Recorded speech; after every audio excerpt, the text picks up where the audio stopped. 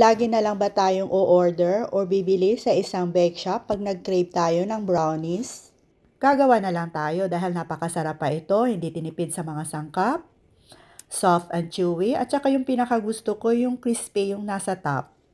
Napakadali lang po itong gawin, promise. Unang-una dito sa ating bowl, paghalu-haluin lang po itong ating mga dry ingredients, kagaya ng all-purpose flour, cocoa powder, baking powder and salt, at saka sugar. So paghalu-haluin lang po natin ng maigi.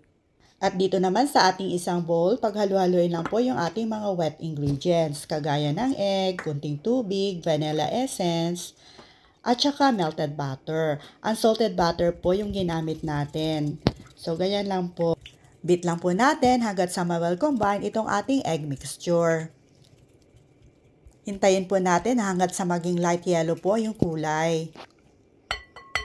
At pagkatapos ay pwede na nating ilagay itong ating flour ingredients.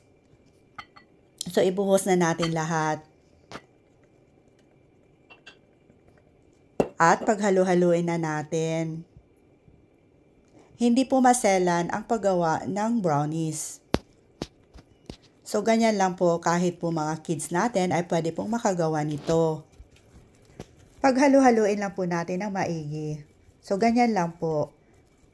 At pag na-mix na natin lahat, ay pwede na nating ilipat dito sa ating greased pan.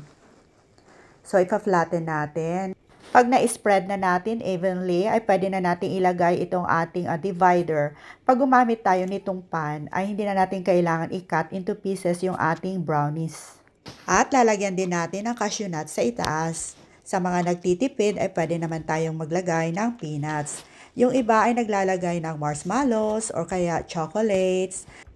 And the other half ay walnuts po yung nilagay natin. At i-bake na natin to ng mga about 25 to 28 minutes. Remove from the oven at palamigin muna natin. Ang ganda naman itong ating brownies, parang nabibili din natin sa isang bake shop. At pag medyo lumamig na, pwede na nating tanggalin dito sa ating brownie pan. Ayan po, di na natin kailangang i-cut pa. Try nyo na din itong gawin mga momshe. Pwede pang negosyo, pambaon ng ating anak sa school. Tara, sabay-sabay na tayong magkape. Daghang salamat!